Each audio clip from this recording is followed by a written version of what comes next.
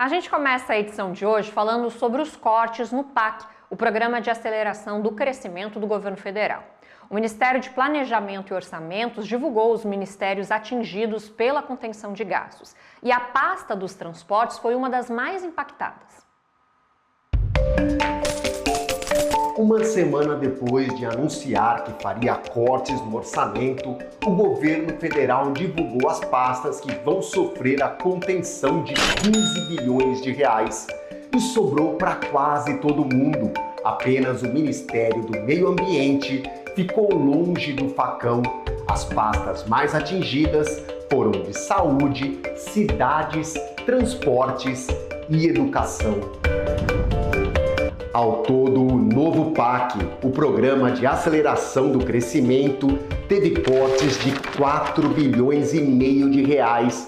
Os ministérios vão ter até 6 de agosto para detalhar quais programas serão reduzidos. A ministra do Orçamento e Planejamento, Simone Tebet, disse que as obras que já começaram não vão ser atingidas, apenas aquelas que ainda não tiveram início.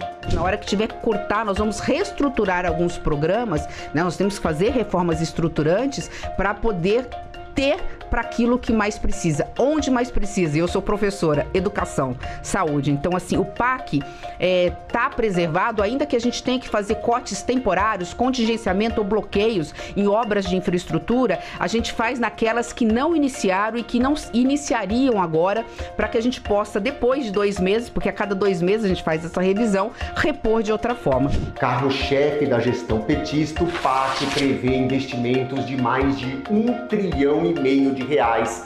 A principal obra é o túnel imerso ligando as cidades de Santos e Guarujá, no litoral de São Paulo. Um pedido antigo dos moradores que ainda precisam fazer a travessia entre as duas cidades por meio de balsas. O orçamento previsto é de 5,1 bilhões de reais, com investimentos do Ministério de Portos e Aeroportos. A obra ainda está em fase preparatória. Entre outras obras importantes que ainda estão sendo preparadas, estão as malhas ferroviárias Nordeste e Norte-Sul e a ferrovia Transnordestina, a construção de 14 aeroportos no Amazonas, Minas Gerais, Mato Grosso, Paraná e Tocantins, as modelagens de concessões das hidrovias do Rio Madeira, Paraguai, Lagoa Mirim e Tocantins, e 33 projetos de construção, restauração e duplicação de rodovias em todo o país. O governo fez os ajustes para seguir as regras de 2 mecanismos de controle das contas públicas. Um deles é o arcabouço fiscal. O governo tem um limite de gastos de 70% da arrecadação, se tudo estiver dentro da meta. O outro é a meta fiscal, gastar apenas o que arrecadar para chegar ao tão esperado déficit zero. Nós temos um compromisso com o país, por determinação do presidente e da equipe econômica, de não gastar mais do que arrecada. Então, o nosso orçamento do ano que vem tem que trazer as despesas necessárias para atender todas as demandas do Brasil, mas elas não podem passar daquilo que nós arrecadamos, porque o Brasil não pode seguir devendo, porque isso tem um impacto muito grande na vida das pessoas.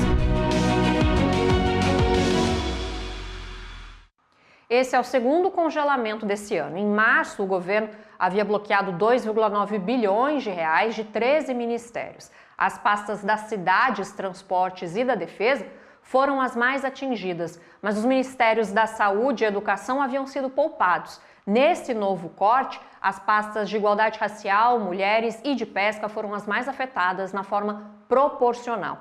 O corte nesses ministérios passou dos 10%.